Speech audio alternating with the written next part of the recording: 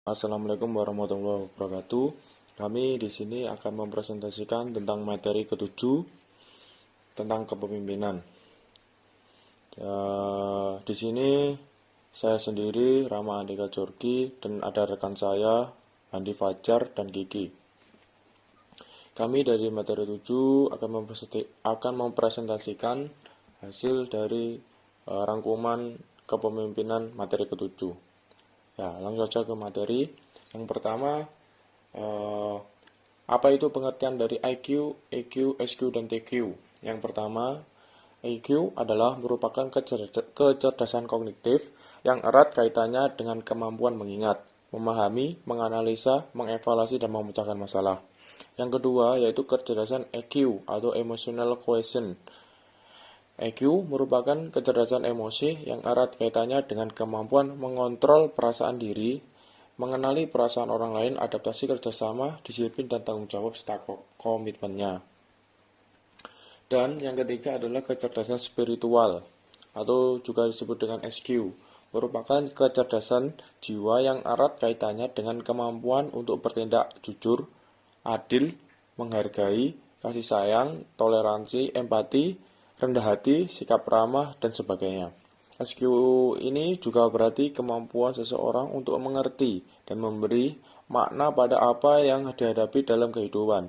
SQ merupakan sumber bimbingan atau pengarahan bagi dua kecerdasan lainnya, yaitu di antara EQ dan EQ sebelumnya.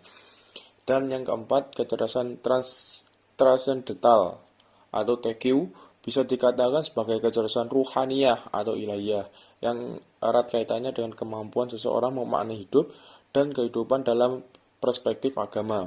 TQ merupakan pengembangan dari kecerdasan spiritual, yakni yang mempunyai konsep visioner jauh ke depan dengan pernyataan siapa aku, dari mana aku, dan mau kemana nanti aku. Ya, dari keempat kecerdasan yang sudah dijelaskan di atas terdapat hubungan-hubungan di antaranya. Yang pertama adalah hubungan dari keempat kecerdasan. Yang pertama berkaitan dengan kecerdasan intelektual atau IQ dan kecerdasan emosional EQ. Menurut Goleman, kesuksesan karir seseorang dalam dunia kerja banyak ditentukan oleh kecerdasan emosional atau EQ itu sendiri, yang mana EQ mempunyai kontribusi sebesar 85%, sedangkan IQ hanya memiliki 15%. Dengan begitu, maka dapat disimpulkan peran EQ sangatlah signifikan dibanding EQ. Jika EQ adalah parameter kecerdasan kognitif atau berpikir dan EQ adalah parameter kemampuan pengendalian rasa atau emosi, maka kecerdasan spiritual atau XQ dapat didefinisikan sebagai kemampuan seseorang untuk memetapose dua aspek kecerdasan, yaitu IQ dan EQ, menuju kebijaksanaan dan pemahaman yang lebih mendalam. Hal ini dikarenakan ketika seorang sudah memiliki kecerdasan spiritual atau SQ, maka ia mampu memaknai kehidupan sehingga dapat dalam kehidupannya dia melakukan kebijaksanaan. Sedangkan kecerdasan transcendental atau TQ sesungguhnya merupakan kecerdasan tertinggi yang dimiliki manusia sebagai manusia terindah yang diciptakan oleh Allah atau Tuhan Yang Maha Esa. Kecerdasan ini sejatinya telah ditetapkan oleh para tokoh besar dunia sejak dahulu, utamanya para tokoh agama yang mempunyai pandangan visioner jauh ke depan. Mereka menjalani hidup dalam kehidupan yang mengikuti ajaran agama, yaitu hidup dengan bekerja keras, kerja cerdas, kerja ikhlas, dan berbuat kebajikan antara satu dengan yang lain, sehingga nanti dapat menimbulkan kebahagiaan hakiki di dunia maupun di akhirat. Di sini kita juga menyediakan tentang apa itu cultural intelligence, karena ini sangat penting bagi kepemimpinan. Cultural intelligence adalah keterampilan yang makin penting dalam dunia bisnis saat ini. Dunia semakin datar dalam istilah, dan dengan mudah kita terhubung dengan siapapun dimanapun. Tak dapat dihindari orang bekerja dalam hidup dalam komunitas multikultural jika akan makin sering menghadapi dengan orang-orang yang berbagai suku, ras, dan budaya atau latar belakang. Dalam situasi tersebut, butuh serangkaian perspektif, pengetahuan, dan keterampilan mengenai perbedaan budaya agar dapat memahami dan beradaptasi dengan mulus dalam berbagai situasi. Nah, ini Di sini mengapa cultural intelligence itu penting? Alasannya kenapa kita memilih cultural intelligence sebagai salah satu materi, kenapa itu penting? Ya, karena pada masa sekarang, multi project based makin familiar. Orang dengan berbagai latar belakang keahlian berbeda dari berbagai lokasi bekerja, jadi mereka tidak ada dalam satu lokasi yang bersama atau suatu daerah tersebut. Perbedaan ini justru dapat digunakan untuk meningkatkan inovasi, jika kita meletakkan dalam perspektif yang benar, dengan tujuan pandangan yang sama. Cara kita memperlakukan orang lain mempengaruhi kesan bagaimana orang lain memandang diri kita nantinya. Itu sebabnya mengapa kemampuan memahami perbedaan budaya sangatlah membantu komunikasi secara efektif dan merekatkan hubungan kerjasama yang produktif. Pentingnya bagi seseorang agar cerdas budaya, mempunyai tingkat empati yang tinggi sehingga bisa menerima perbedaan budaya, apalagi jika bisnis masuk ke pasar internasional, maka kita harus pandai dalam melakukan komunikasi antar budaya. Hal ini yang mempengaruhi kenapa cultural intelligence itu sangat penting, karena semua orang itu berbeda dari latar belakangnya, suku dan agama. Terus di sini kita juga menyampaikan sifat-sifat yang harus dimiliki oleh seorang pemimpin. Yang pertama yaitu penuh energi dan rohani. Yang kedua mempunyai stabilitas dan perasaan atau bisa mengendalikan emosi. Yang ketiga mempunyai pengetahuan yang luas tentang hubungan antar manusia. Yang keempat, keinginan menjadi pemimpin timbul dari dalam diri, tidak disuruh orang lain atau kita tidak merasa terdesak. Yang kelima, pintar mengadakan komunikasi baik secara lisan maupun tertulis. 6. Pintar mengajar. 7. Pintar dalam bidang sosial, arti suka menolong dan bila mempunyai bawahan harus menghargai dirinya dan orang lain. Yang kedelapan, mempunyai kemampuan teknis, artinya mempunyai kemampuan dalam merencanakan, pengorganisasian, mendelegasikan kekuasaan, mengambil keputusan dan melakukan pengawasan. Ya, ini kami mengambil contoh dari teori kesifatan kepemimpinan menurut George R. Terry.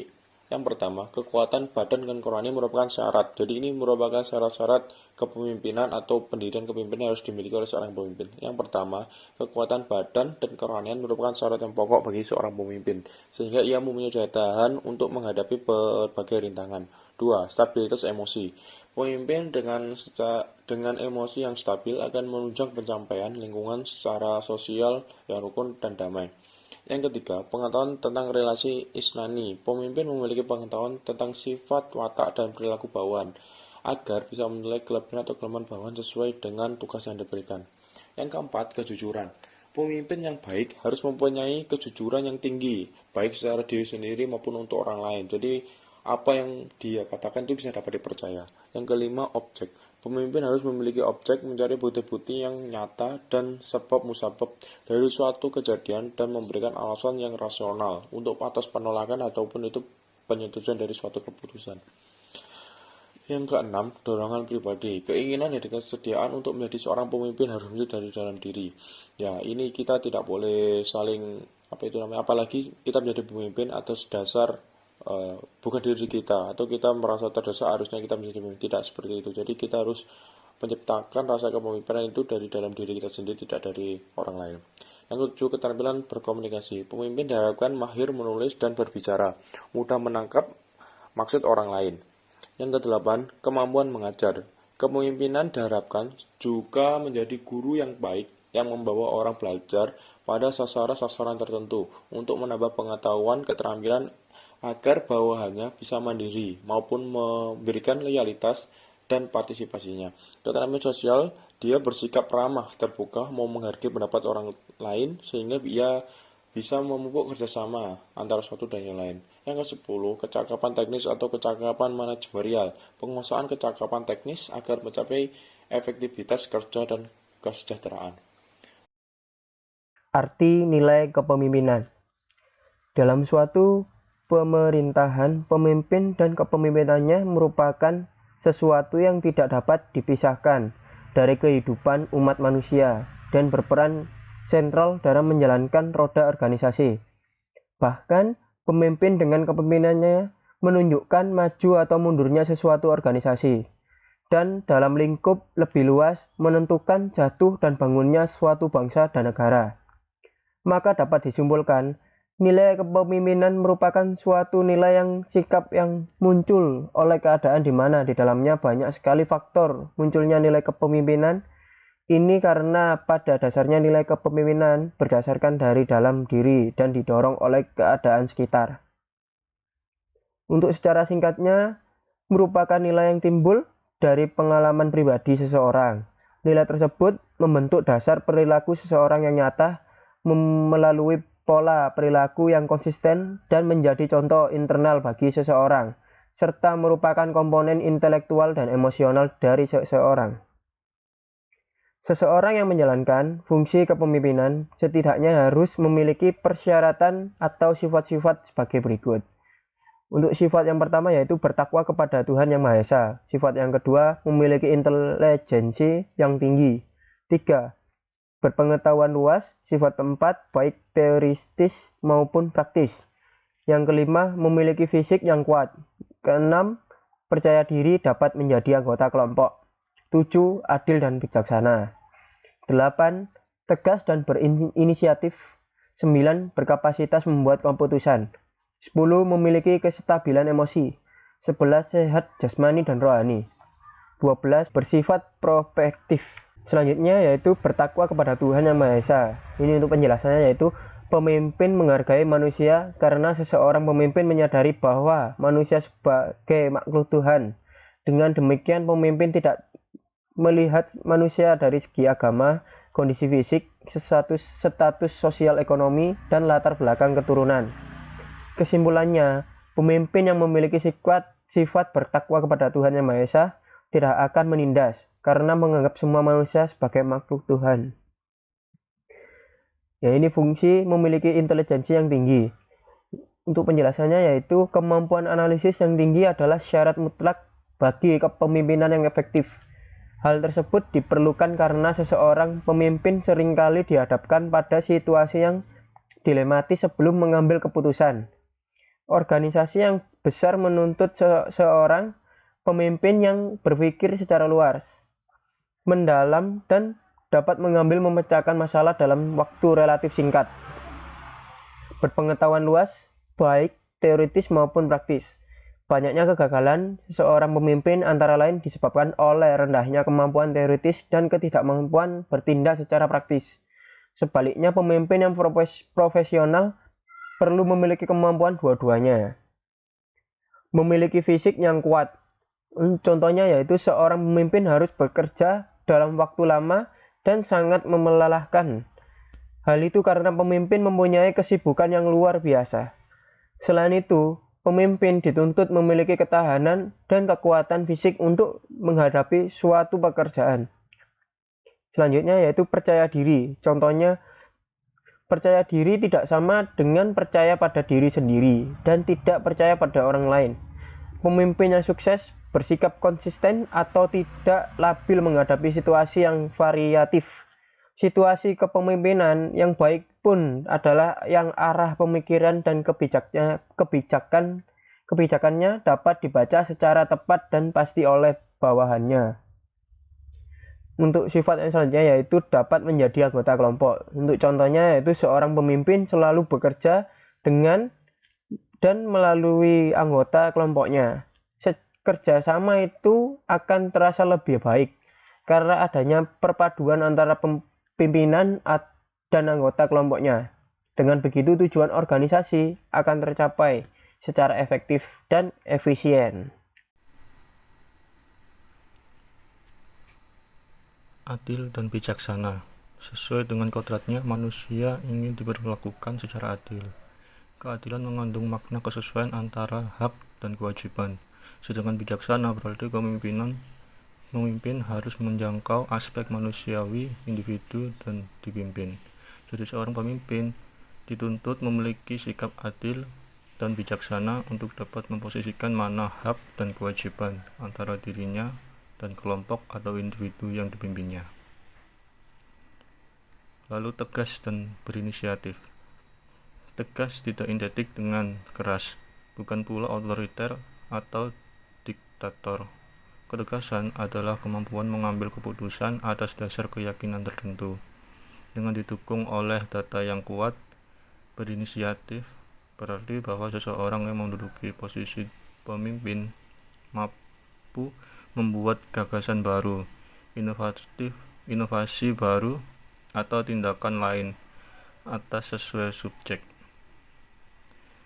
Berinisiatif berarti pula kemampuan memancing kreativitas anggota berbuat dengan cara-cara sendiri, sepanjang tidak menyimpan diri tujuan akhir yang diharapkan. Lalu beraktivitas membuat keputusan. Seorang pemimpin dituntut untuk mampu membuat keputusan. Membuat keputusan pada intinya adalah memecahkan persoalan keorganisasian.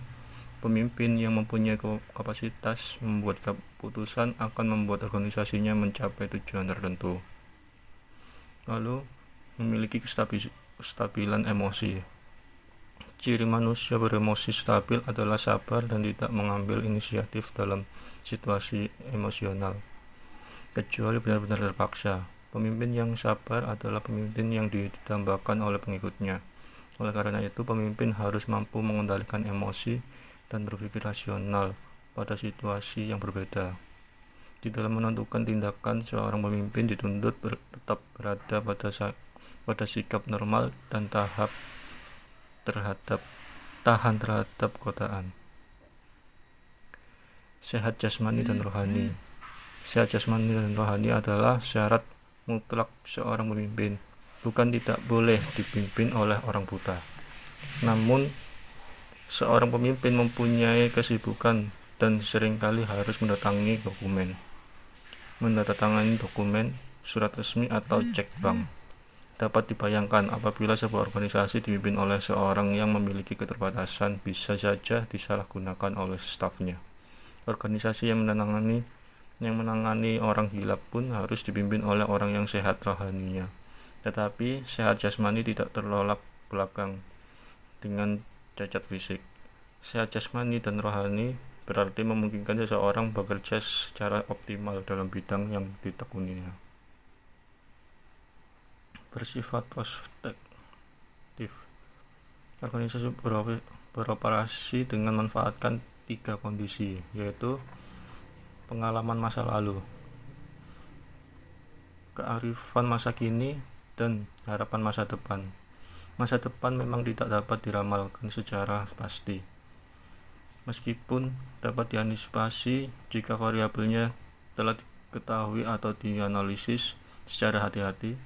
Sifat prospektif itu diberlakukan terutama untuk menghadapi suprasistem yang dinamis, seperti pertumbuhan penduduk, pertumbuhan ekonomi, perubahan kondisi politik di dalam dan di luar negeri, perkembangan ilmu pengetahuan, teknologi, dan kebijakan moneter, dan sebagainya.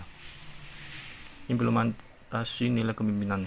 Berorganisasi atau berkelompok sangat membutuhkan seorang pemimpin yang memiliki kemampuan untuk berperan dalam meningkatkan kemampuan daya manusia. Oleh karena itu, para pemimpin pada sebuah organisasi sedapat mungkin berperan sebagai penentu arah bagi sumber daya manusia dan sedapat mungkin menjadi agen perubahan, juru bicara dan pelatih. Berperan tidaknya seorang pemimpin dalam mensukseskan organisasi tercerminkan pada gaya kepemimpinannya yang diterapkan untuk mempengaruhi para pengikutnya.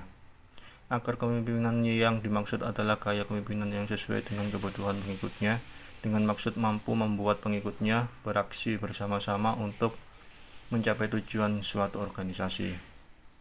Kepemimpinan yang efektif. Pemimpin yang efektif adalah pemimpin yang tinggi dalam kedua dimensi kepemimpinannya.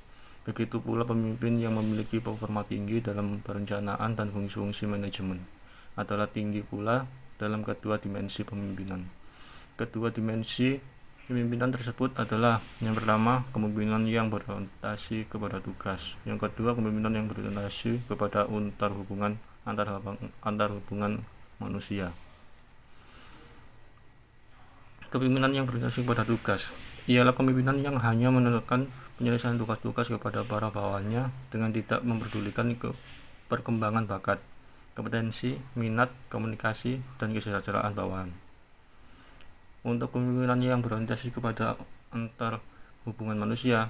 Kepemimpinan ini hanya menekankan perkembangan personalian, kepuasan mereka, motivasi, kerjasama, pergaulan, dan kesejahteraan mereka. Pemimpin ini berasumsi bila para personalia diperlakukan dengan baik, maka tujuan organisasi kependidikan akan tercapai. Dan untuk inti dasar dari kepemimpinan efektif yaitu yang pertama, ketajaman penglihatan sosial, kemampuan berpikir abstrak, keseimbangan emosional, dan proses komunikasi dalam kepemimpinan. Sekian dari pembahasan kami. Wassalamualaikum warahmatullahi wabarakatuh.